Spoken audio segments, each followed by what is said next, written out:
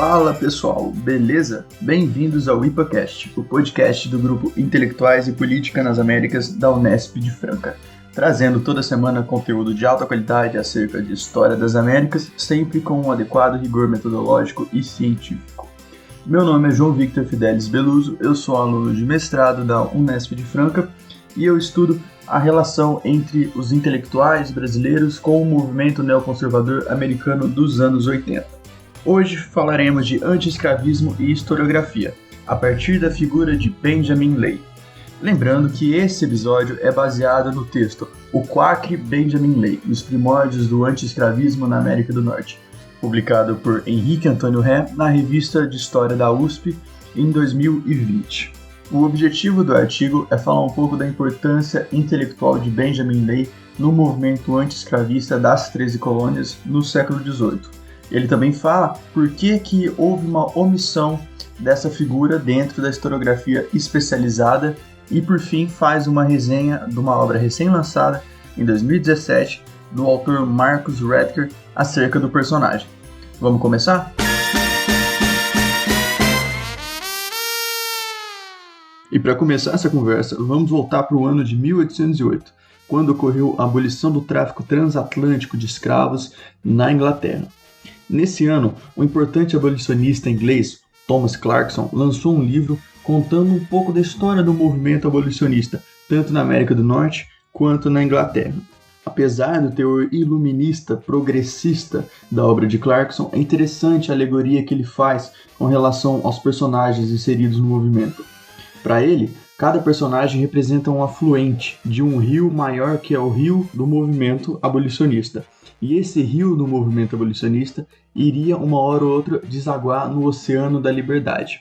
E, portanto, um dos riachos provenientes do movimento abolicionista da América do Norte é justamente o de Benjamin Ley. Contudo, o artigo deixa bem claro como essa figura foi ignorada tanto pelos contemporâneos quanto pelos historiadores especializados no anti-escravismo. E é justamente aí que entra a obra de Marcus Rediker, que vai inovar não só em seu conteúdo, que vai resgatar a figura de Ley da história do movimento abolicionista, mas também vai inovar metodologicamente. E seu livro vai ser publicado em 2017 com o curioso título de O Destemido Benjamin Ley, o anão quacre que se tornou o primeiro abolicionista revolucionário. De acordo com Henrique Antônio Ré, a perspectiva historiográfica de Marcus Rediker parte de pressupostos semelhantes à história vista de baixo. E, de acordo com ele, ela busca captar como as ações de um indivíduo surgiram num contexto específico e, ao mesmo tempo, compreender como tais ações repercutem num cenário mais amplo. Tendo feito essa introdução metodológica, vamos adentrar um pouco na obra de Marcus Rediker e analisar um pouco sobre a vida de Benjamin Ley.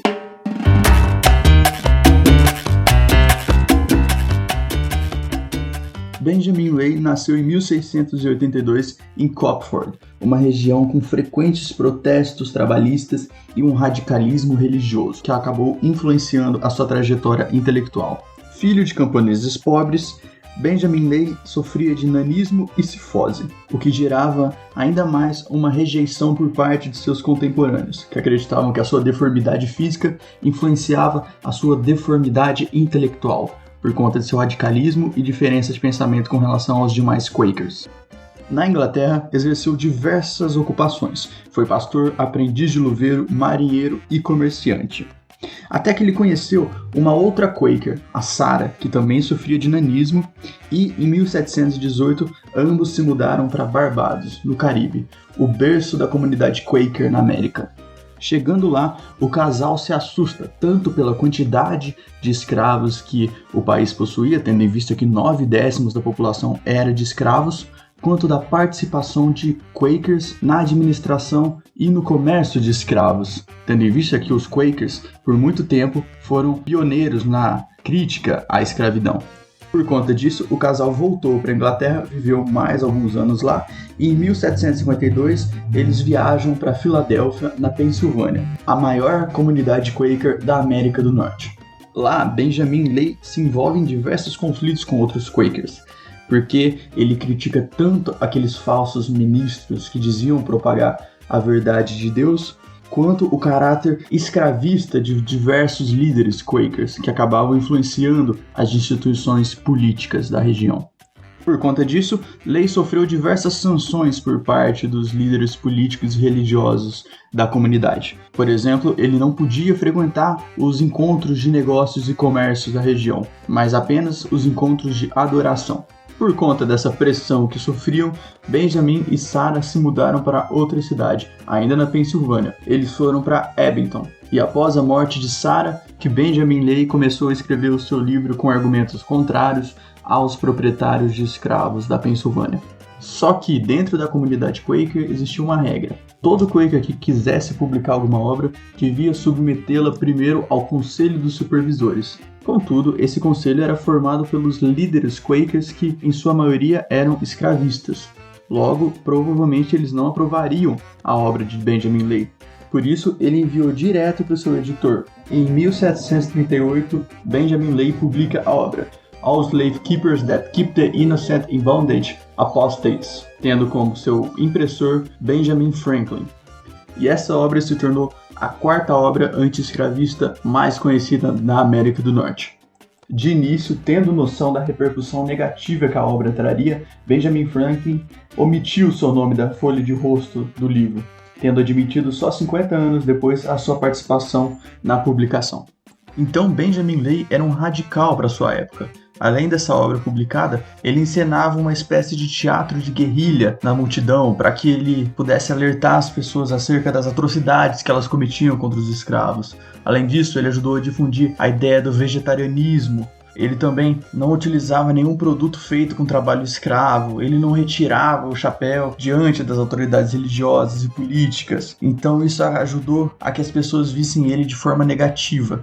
E é aí que entra uma inovação da obra de Redcar. Para o autor, esse radicalismo de Benjamin Lay era uma herança da Revolução Gloriosa e das teorias dos Quakers primitivos. Além disso, também era resultado da experiência e da solidariedade adquiridas do mundo do trabalho que Lay obteve ao longo do tempo, no mar, no comércio e no campo. E por fim, era o resultado de uma interpretação específica do livro da Revelação da Bíblia, em conjunto com alguns autores cínicos da antiguidade. Nas palavras de Redcar, o radicalismo de Benjamin combinou o quakrismo, a filosofia antiga, a cultura marítima, o abolicionismo e os bens comunais. E a partir dessa visão de Redcar, da conciliação de Benjamin Lay entre as experiências vindas de baixo com interpretações filosóficas e religiosas do iluminismo, que a história das ideias começa a romper com a visão tradicional do abolicionismo como fruto único da elite iluminista ou dos autores ingleses.